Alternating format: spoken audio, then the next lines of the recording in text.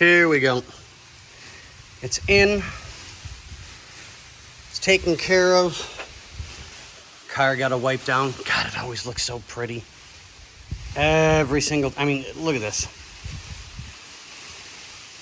I love this car. It is so beautiful. It really, truly is. I can't wait till we can get the paint correction done on it. And the wires are ran. I've only got a couple left to run on this side. I got to do some tucking. And I got to take the hood release arm off, tuck it on this side of the wiring, because I have it on this side, and it needs to be on this side because this helps keep some of the wiring tucked aside. So we'll get that taken care of. I still got to run the microphone. So I guess Mo said he wanted the microphone here-ish type deal. But to me, I think that's too close to the window. Oh, sorry guys, I'm not even thinking. It's been a bad day. Me and Bobby lost one of our friends today. He had a car accident early yesterday morning, and we just found out today. So, yeah. Now, where was I? Yeah, I personally think this is too close to the window. And once everything's in, I think it may block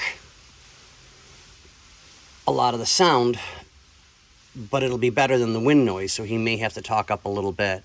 But I'll figure something out, or maybe I'll get it like up here or something. I don't know. I'll have Bobby get a hold of Mo, and we'll find out. But yeah, we're getting there. Let me tuck this back over here, so now that I know that's where this goes. Okay, that's for that speaker. That one's for that speaker. It's almost quitting time. Actually, it's past quitting time. But yeah, I've got a lot done. I got things locked in place, so this is 10 times better than the day it showed up here. Good center console.